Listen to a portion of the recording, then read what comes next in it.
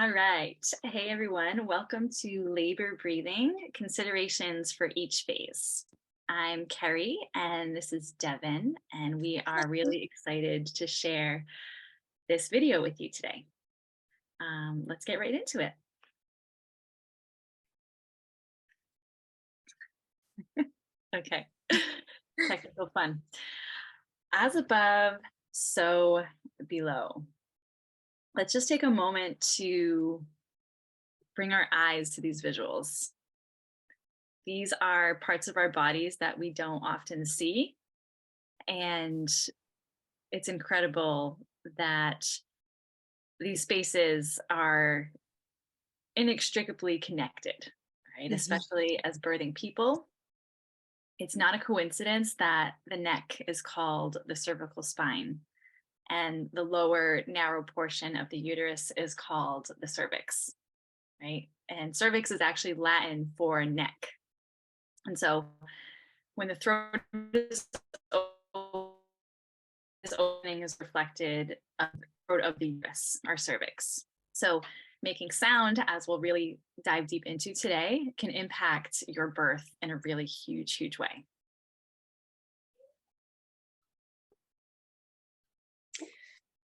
All right.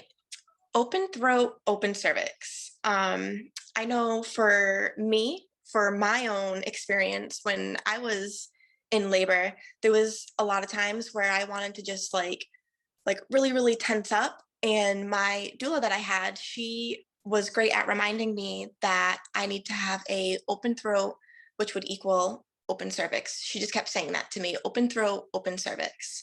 When you relax your throat, your your cervix relaxes simultaneously, which is amazing. And using those primal sounds, and as you'll read here, using those sounds really just help just kind of soften and open you up.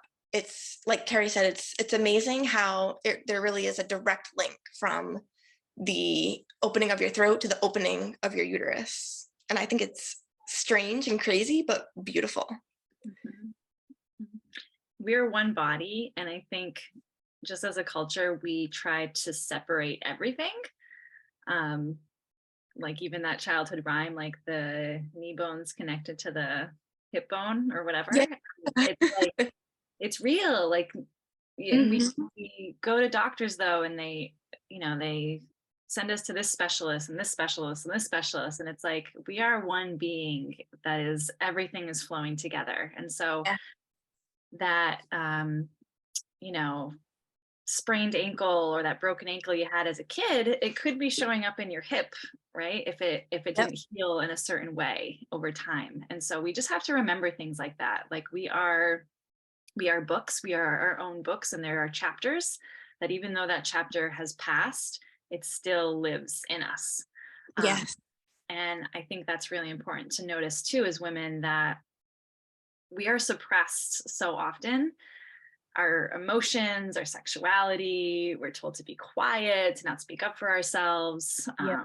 to listen to the doctor, to do, all of these things. And we really get exploited and judged for all of that.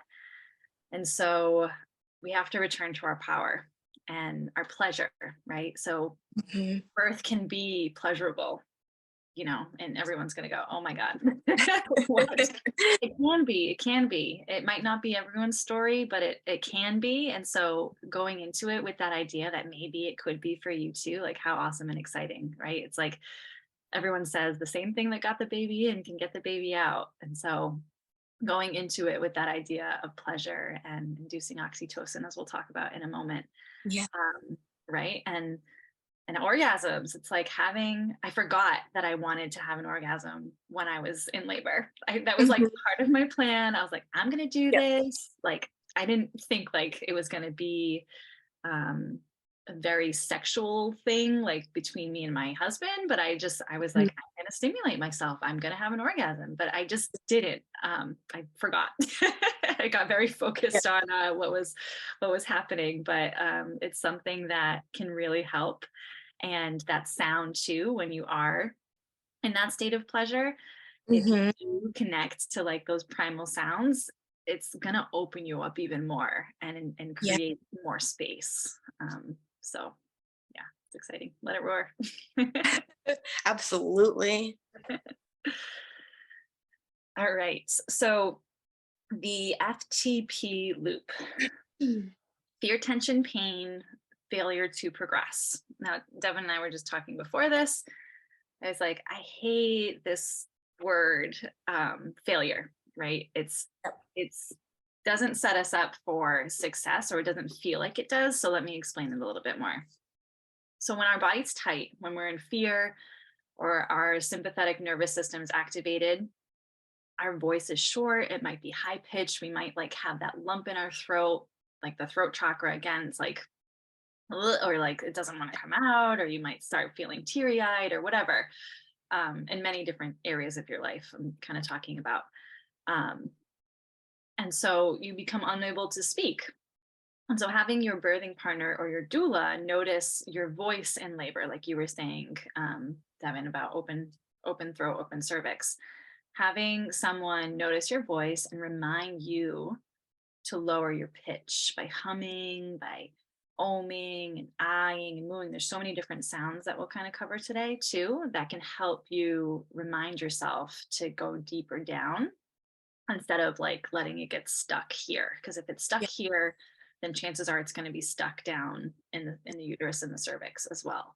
And feel it too. You can really feel it. Every Yeah. time she gave me that cue of like do like the ooh, like as soon as I started to do that on my next set of contractions, it just helped to like accept those contractions and just easily let them go rather than trying to like tense myself up to like get them away. It's like you really want to just kind of just let them come in, let them crash into you, and then just breathe them out, move them out.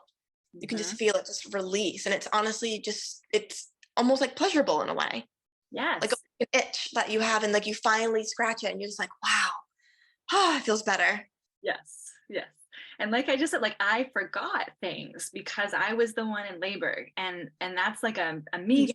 Yeah. I always feel like I'm in control and I know what I'm doing, but it's Yep. like this was my first labor. I didn't know what was to expect. So to Yeah. have a doula there, someone who has been at births, to have someone to advocate for you, to know what to look out for. And again, like my husband was a great support person, but he's never been to a birth either. Right. This was like the first time for things. So sure, for our second, if we have a second, we know more things now, and what to look out for. But having a doula really can be like life changing. I read a statistic about, I can't remember right now the percentage, but it's like having a doula can like, this is again hearsay. This might be an exaggeration, but like can cut your chances of having a C-section in half or something like that. I don't know if Yeah. you know It's something more pretty, accurate, Devin. I don't know it off the top of my head either, but it's pretty close to something like that. Yeah, absolutely. So somebody to be there, to witness, to guide you, to remind you of things because you're in it. Mhm. Yep. And your breath can really get away from you, and it does, and it does in our regular everyday life without even having this added excitement and stress of being in labor, right? We move through the sympathetic nervous system, we move through fight or flight, freeze, every single day in everyday situations. And even if you're in a yoga class and you're doing something strenuous, I've been taking this class lately that's really core oriented, and he reminds us, breathe. And I'm like, oh my God, I wasn't breathing. Yep. And it's like you just don't. You focus on one thing, and it's Yep. really hard to like stay with everything else. So Yep. absolutely having somebody there to be like, breathe, sound, move Yeah. through. Mhm. Yep. Regain that control back. Yes, exactly. Okay, so as we go now into early labor, let's talk about a few things we can do. Okay, so oxytocin, that is the love hormone when you're feeling happy and safe and full of love. In early labor, when you first start to feel like some of the contractions, they're usually pretty mild, more like cramping. usually like irregular. They don't usually come back to back yet. You might have one contraction that might last 30 seconds, and then there could be 10 minutes that go by, maybe 15 minutes that go by, and then you have a few more in a row. So at this stage in labor, you want to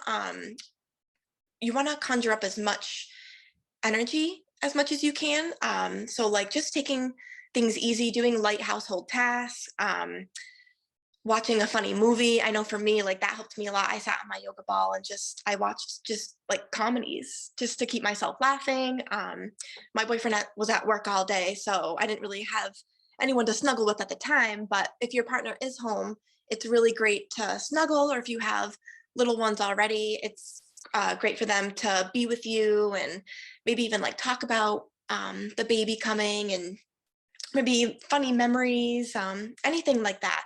Anything to kind of just get that oxytocin pumping in your body, because that is what is going to like play the biggest role in labor pretty much. Like you need oxytocin to get your contractions going, get your baby to move down, and then eventually have your baby. So oxytocin is super, super important. And it's important to relax, feel safe, the love. Yeah. Mhm. Awesome. And so during this time when you're sort of like relaxing, distracting yourself, it's also Mhm. important to be with yourself and to start activating some of this breath consciousness, sending oxygen to your baby, preparing them and yourself to meet them earthside, preparing them to start breathing oxygen very soon. And so the calming breath is really simple. This is something that you can do whether you're pregnant or not. Um, at any time, this is just a great breath for anyone to practice, but especially in early labor. And so we're going to get into practice now. So if you're able to make yourself like 10% more comfortable, go ahead and do that as you sit. And we'll just start to move into our breath together. So this breath, as you move through it too, the first few breaths might not be as long, right? You can start to lengthen them as you move through this exercise, but essentially we're trying to inhale for a count of 4 and exhale for longer than that, so it can lengthen over time. So go ahead and just take a regular breath here, breathing in and out through your nose.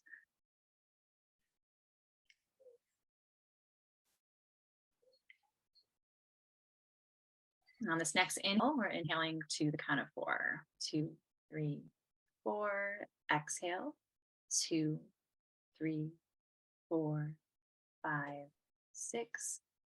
Inhale, 2, 3, 4. Exhale, 2, 3, 4, 5, 6.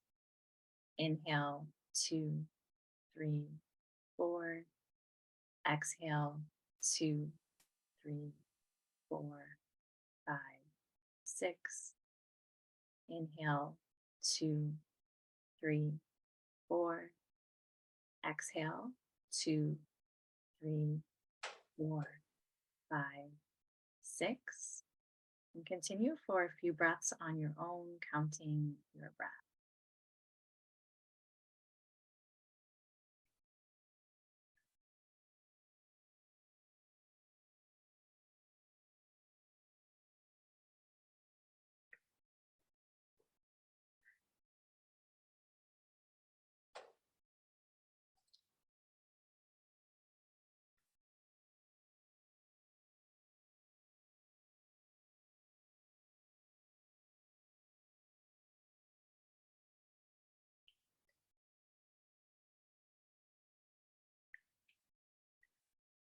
So exhale here, release this pattern and count. And when you're ready, you can open your eyes if they're closed. So the calming breath, again, is something that is just really easy.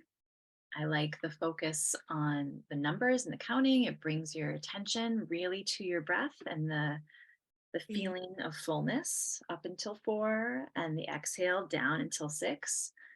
You can lengthen it till 8. It can be at 5, totally up to you and your body. And then the second breath I like to practice is called the Dirga pranayama. And this is the 3-part breath, the 3 parts being your belly, your ribs, and your chest. Now, for a mama in 9 months pregnancy, in labor, this might not feel the same if you've ever practiced this before you're pregnant or after. It's going to feel different because you have a really full belly, really full baby right there. But essentially, again, it's like the visual and the sensation of the breath rising and falling. And so we'll practice this one as well right now. Okay, so just kind of bringing yourself back to that comfortable place. If you'd like to drop your eyes again or bring them closed, it really helps to go internal and to really feel your breath. And so with the soft jaw, with your teeth separated, your tongue just at the top of your mouth, breathing in and out through your nose. Start to feel your diaphragm fill with air as you breathe in from the belly around your baby, letting this breath rise to your ribs and all the way up to your chest. And then as you exhale, we're emptying from the chest down to the ribs and the belly. Inhaling from the belly to the ribs, to the chest, and exhaling down from the chest, the ribs, into the belly. Let's do that again. You might even imagine yourself filling up a glass of water as you inhale. The bottom, middle, the top fills. And then as you exhale, you're pouring that glass of water out. Let's do that one more time, filling up your glass of water from the belly, the ribs, to the chest, and exhaling from the chest, the ribs, to the belly. Let your natural breath flow back in here. Beautiful. I love that one. Me too. I usually do both of those before bed. I love that. Yeah, They're so relaxing. And they are. I have actually been calling the Dirga pranayama for years now, Durga, which is a Hindu goddess. I was bringing them together. So they're actually different. So Durga is spelled Durga, and she is like the protector, and she is like the world's mother. And so I was like, Ooh. oh my God, this is perfect for pregnancy, for prenatal, for postpartum breath. But then I just read recently that they're different. But I was like, but I still like to think you're the same. Yeah. Like, she is our universal mother, and this is her breath, and it's really nice to connect in that way. But within the membership of the Motherhood Yoga Village, I have both of these breaths as separate videos. They're like 5 to 10 minutes each. So if you wanted just to do one of these at a time, you also have the option to do that too. Okay, so let's move on to active labor. All right. So this one, we aren't going to practice this today particularly. We're kind of just going to review it. And I Mhm. think this is a good practice to do anyways as you're nearing your meeting your baby. But it's kind of a hard one to do together. I think it's very internal. We can try for a few rounds though. So essentially, doing this breath for 3 rounds. Again, that number is sort of like, maybe it's more like 4 rounds, maybe it's a little bit less. Um, Mhm. Guides you through a surge, which is usually between 60 and 90 seconds when you're in active labor, and then you have that break, and you can kind of move through calming breath or just kind of Mm. regaining control again. But essentially, this is the breath that I learned through hypnobirthing. And the idea is to count as you're breathing in to 20 as fast as you can. So it's like 1, 2, 3, 4, 5, 6, 7, 8, 9, 10, 11, 12, 13, 14, 15, 16, 20. And I remember when I got up to those higher teens, I would always be like 20. So whatever works in your brain. For some reason, I just like couldn't say all of those numbers. Um, and then the same thing as you exhale, 1, 2, 3, 4, 5, 6, all the way down, or up to 20 as you're exhaling. So this is just yeah, something great to practice and to get used to. And we were talking earlier too, it's just the focus of the mind is key here, Mhm. to relax and have that attention on the number, on the counting Yep. as you're opening. Yep. It's great to have a visual too. And it's pretty flexible because you can literally think of anything you want. Either you can be like a big tree and like leaves falling and you're like counting the leaves as they fall, or maybe like a drip of water, something like that. Or if you want to go old school and even like count sheep jumping over a fence, just like anything to just keep your mind on something else rather than kind of what's physically going on, because your mind can only focus on like one thing at a time. Mhm. So when something intense like a surge is coming in, shifting that mind to something else it's going to make it not as intense. Mhm. Yes, exactly. Because as soon as you put that target on the sensation, and then our mind is trained to judge it as good or bad. So as Yep. soon as we put our focus on the sensation and it being intense or painful or whatever, that's going to take over.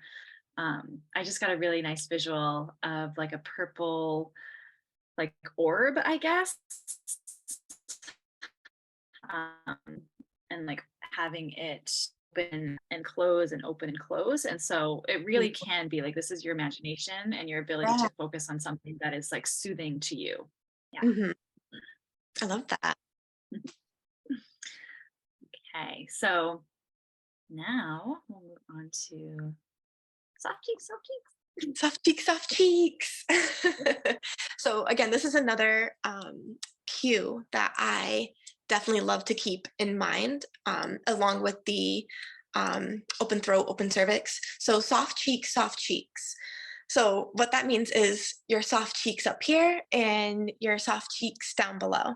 So just remembering to release that tension in your jaw, because again, when you're having those surges and you're going from active labor even into transition, which we will talk about, sometimes you're just getting tired and you often want to just like lose control. And when your doula or your partner, whoever is there to remind you, like, nope, you can say something, an affirmation like soft cheeks, and you remember, all right, like letting that tension go through the cheeks, through the jaw muscles, the neck muscles. When those start to relax, your bottom half, your pelvic muscles and your pelvic floor are going to relax as well. So if you think just letting yourself get soft up here, the bottom down here is also going to become softer as well. And again, that is what is going to help the contraction come in and pushing your baby down, and you're accepting the surges to come through and just do the work that it needs to do. It's a good reminder to have. 100%. I just realized too, like, I don't know about you, and I don't think I'm the only one, but like I noticed that my glutes are tight sometimes. Like if I'm in Yeah. my head or I'm thinking, and then, or if I'm even talking to somebody, and then I'm like, oh, like I'm Mhm. squeezing my butt cheeks right now. Yeah, I do the same thing, like my hips and my glutes, and then when I relax them, I'm like, "Ooh," Yeah, you almost get like crampy in a way. yeah. I was just doing it. So funny. Right. So transition. So this is when it gets real. Um, Once you hit transition, you might start saying crazy things like, "I don't want to do this anymore. I'm going home. I'll finish this another day." I know those are the things I was saying. Like, I'm just gonna walk out of here. They can't tell me no. So once transition hits, baby is coming very soon. So during transition, not only are you getting these intense surges, but you're also going to be feeling the urge to push or to bear down. And there is a like a sweet spot, if you want to call it that, where you kind of want to avoid bearing down, even though you feel that urge. Because if you start to bear down and push too early, it can really aggravate the vaginal walls, which can then lead to an increased chance for tearing. So we definitely don't want to have an increased chance of tearing. So again, bringing it back to the breath, one of the breaths that you can visualize is the J breath. So what we mean by that is your oxygen comes in through the nose and it comes, and again, you can visualize your oxygen coming down through the throat, down through the chest, the belly, and then the bottom of the J, how it swoops out like this, is kind of like how our vaginal canal is set up. So again, as you're breathing down and then visualizing your breath coming down and then swooping and curving up to where the path that your baby would eventually go through. So also when you're doing that J breath, the noises that we should be making, those primal sounds, like the moo, the ah, those making those noises is gonna help keep some energy for you, because if you breathe in, I feel like it takes more energy to breathe in and kind of force that air out, where you are inhaling, but instead of like huffing your breath out, you're going to use more of the vibration of your throat during your exhale. So the exhale is lengthened, and you'll be able to have that visualization of the oxygen coming in, going down, and then swooping out at the bottom, like paving that path for your baby. So if we want to practice, get into a comfortable position. And for me personally, I like to close my eyes. And then when you feel that surge coming through and you're feeling that pressure, you want to breathe in through the nose. And then whatever primal sounds feels right to you, you just want to exhale using those vibrations. So we breathe in.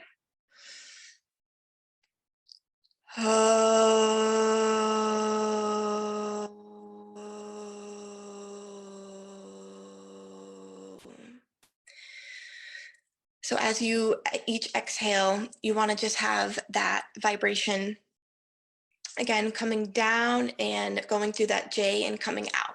And we can do that again. Inhaling. And as the surge peaks,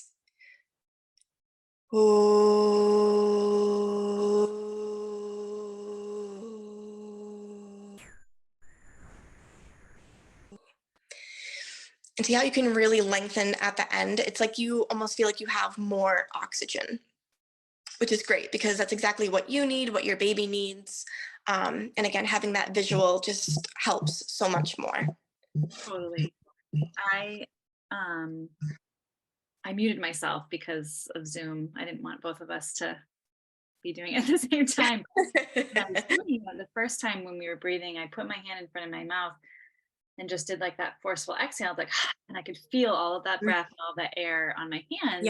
But then when I was, I did an om and I did a moo, it's like so much less air was actually coming out of my mouth, and like the Yeah. vibration was just moving down. It was really Yes. cool. Yes. And for when someone has like, say like a panic attack, hyperventilating, it's more of like the, so it's like this really shallow breath that's coming in.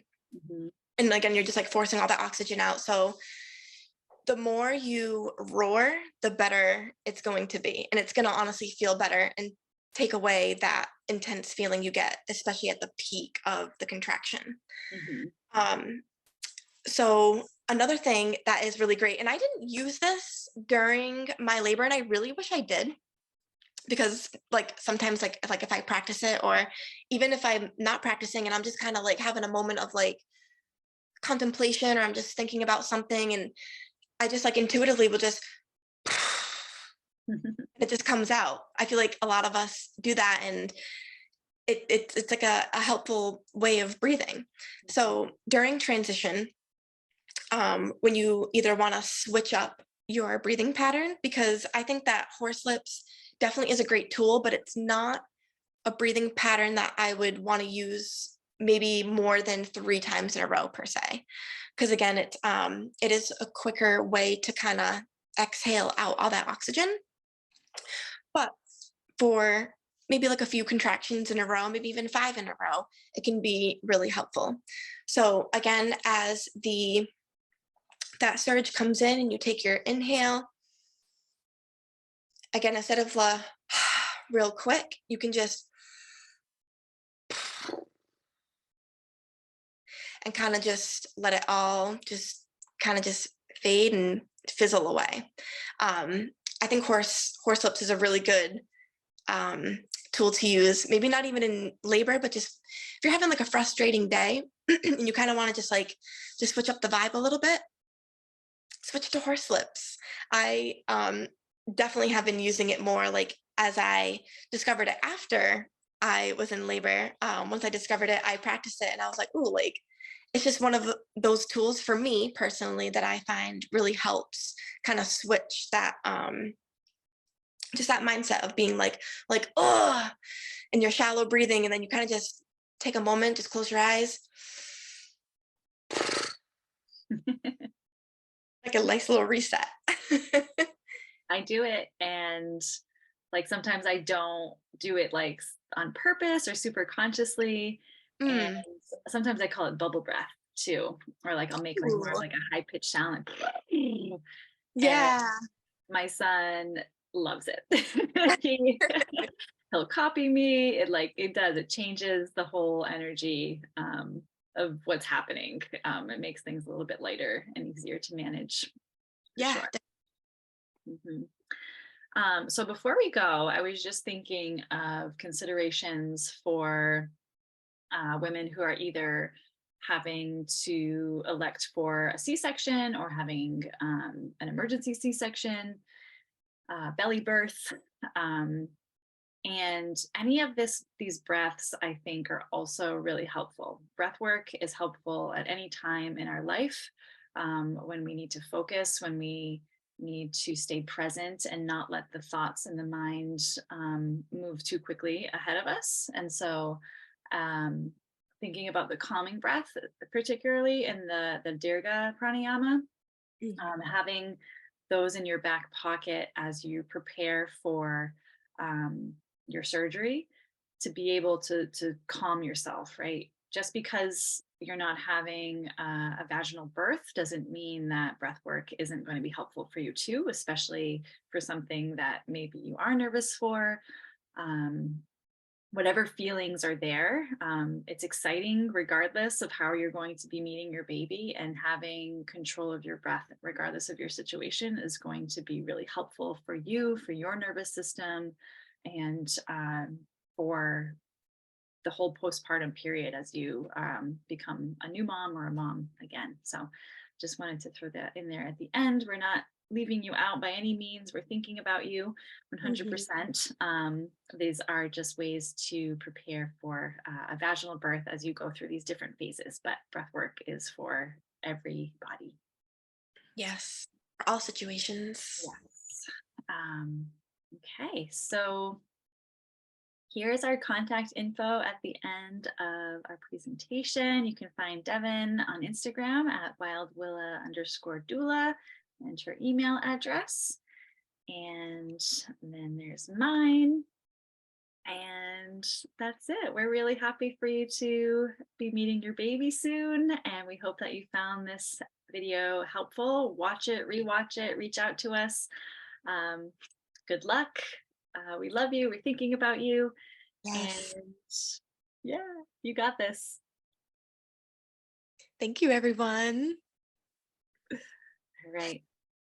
See you soon.